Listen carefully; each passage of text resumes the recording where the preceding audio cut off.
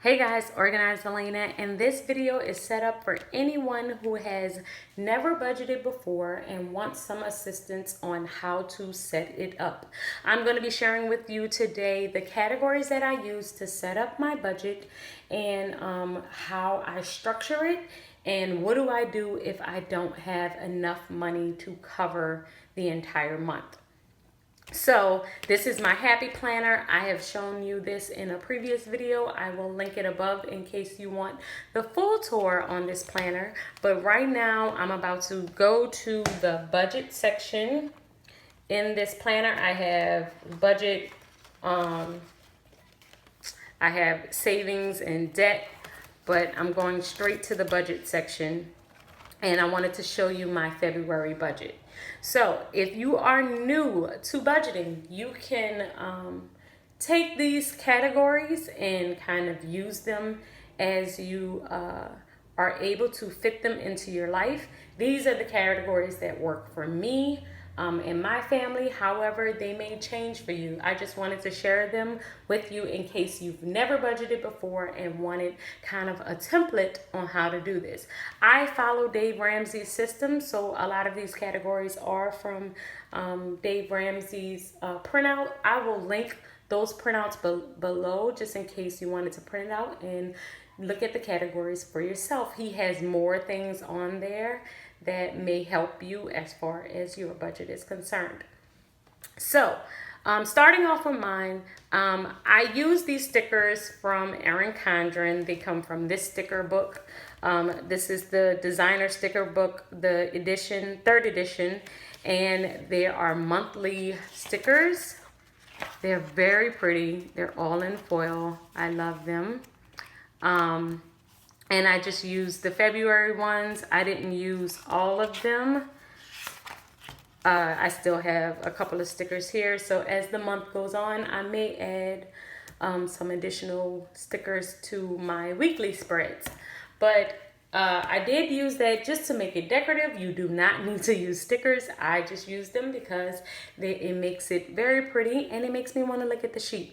So a lot of times I will do this toward the end of the month where I kind of tally up my totals and I see where I am. But you can also do this at the beginning of the month if you know exactly how much income you're going to get.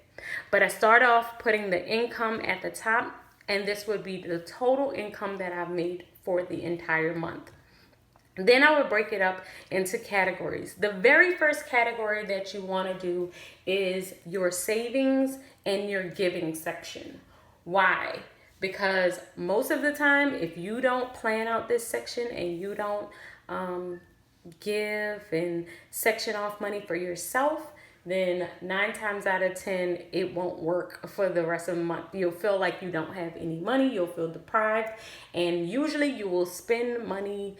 You will have a bad relationship with money. That's just mostly how it is. So you always want to pay yourself first. So the very first section I have here is charity and savings. I believe in doing tithe and offerings. And I give regularly to my church. So that is my very first line. I give tithes and offerings. Then I have a bunch of savings areas. I talked about this in my previous video, but I do these areas because a lot of times I'm just trying a whole bunch of different things to save money, to see how I like them, to see if they work, and then I can share them with you guys. So I have a cash, a partner program, my emergency fund, Digit, that's an app, Stash is an app, Acorns is an app, Capital is an app. This is the college fund for my children, and I do that through Gerber. And these are my sinking funds, which I'm going to do a completely separate video on sinking funds, how they work, and the categories that I have in mind and how you can set them up. But basically, sinking funds are planning for things that you know are going to happen, but they don't happen every single month. So it's an expense that you're planning for, but it doesn't happen every single month. Like Christmas. Christmas, we know it's coming. However, it's not every month. But we know that that's going to be an expense in December because it comes the same time every year. So we just want to set aside a little bit for it every single month so that when December gets here, it won't be overwhelming. So I'm going to do a separate video on that, but this is my very top section. This is the section that I try and save in each area first. And if I can't get to every single, area, I will do the most that I can. But I'll definitely do tithes, and I'll definitely do something toward my emergency fund. And then everything else is just trying to see if I can pull cash in and save. Most of the time, I am able to do every single section. Even if it's $20, I'm going to do something. The next section, housing and utilities.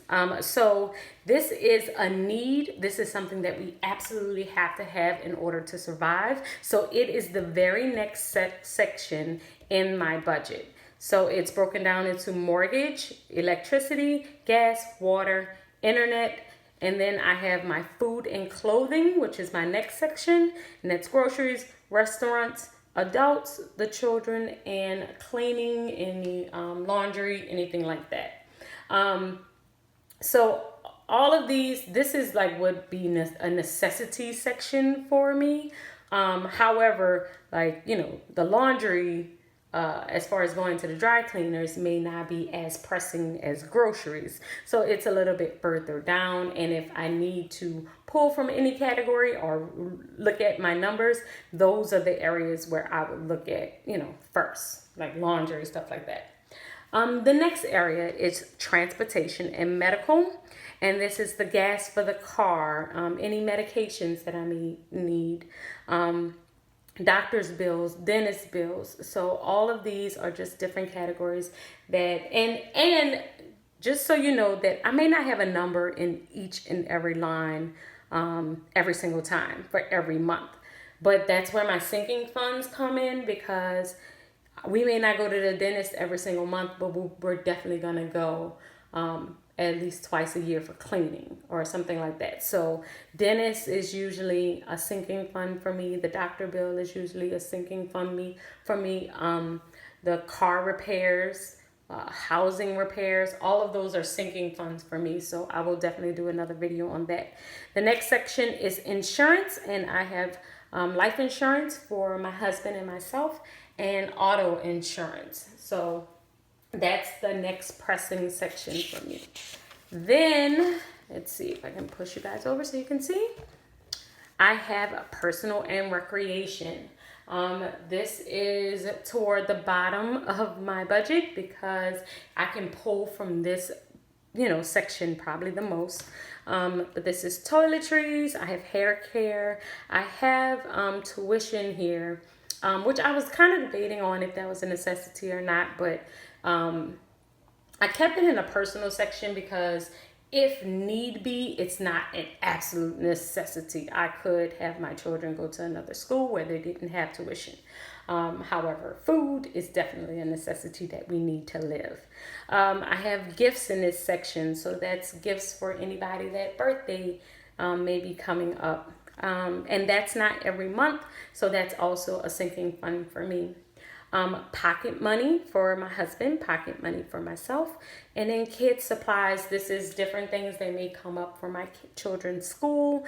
If they need something, if they're asking for some money for snacks, like I did in my February budget, my daughter had to do snack day for her entire class, so that was that line item. Haircuts for my husband, entertainment, like me and my husband are going on a date night. So that will be that section. And then if I'm saving for any type of vacation, that's also a sinking fund for me. Nails and iTunes, because we have some iTunes subscriptions that me and my husband have for books and different things that we purchase. And the very last section is my debts.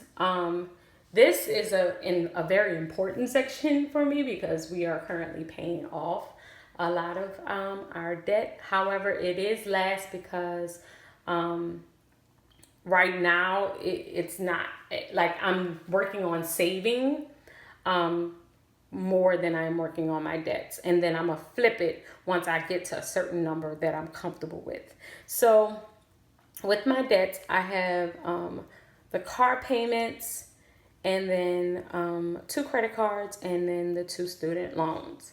And then after the month, because I do this at the end of the month, and the reason why is because our income is so variable that I already know the fixed amount that I'm gonna do for all of my bills. And then if I get additional income, then I will add on more. So I look at this sheet as more of an evaluation sheet. However, you can set it up if you are solid on your numbers, you know where your income is going to be, you know your expenses, then you can fill it out at the beginning and you can just kind of go from there. I usually fill it out at the end and use it more of as an evaluation tool.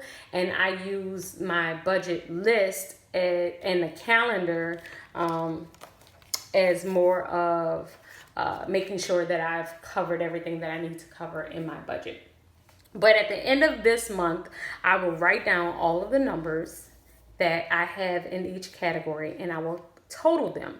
So this will be a total for charity and savings, total for housing, total for food, total for transportation, insurance, personal, and debt. And then I will add them all up, and then I will make the difference between my income and my expenses. And this difference should be 0 because we're working with a zero-based budget here, meaning that every dollar has a purpose. So every single dollar that I make will be set to one of these categories. And then if I feel like I've spent too much money in one category or another, then I will evaluate what I've done and if I need to change something in a certain category. So this is pretty much the basics of how you could set up your budget. You can do this on paper. That's my personal choice. However, you can also use an app. There's an app, Mint. There's You Need a Budget. There's Every Dollar by Dave Ramsey. I've tried them all and I do enjoy them. However, pen and paper is just my jam. It just works well for me. It works well for my family. So I will put in the description box below, if you're interested in looking at the categories, I will pull Dave Ramsey's categories for budgeting and put them in the description box. And if you want to, you can look at them and you can start your own budget if you haven't started already, or you can change up your categories and make sure that they are all working for you. So guys, I hope you have enjoyed this video, and be on the lookout for my sinking funds video. It is coming next. And make sure that you subscribe to my channel, and I will talk to you guys later. Y'all have a good one. Bye.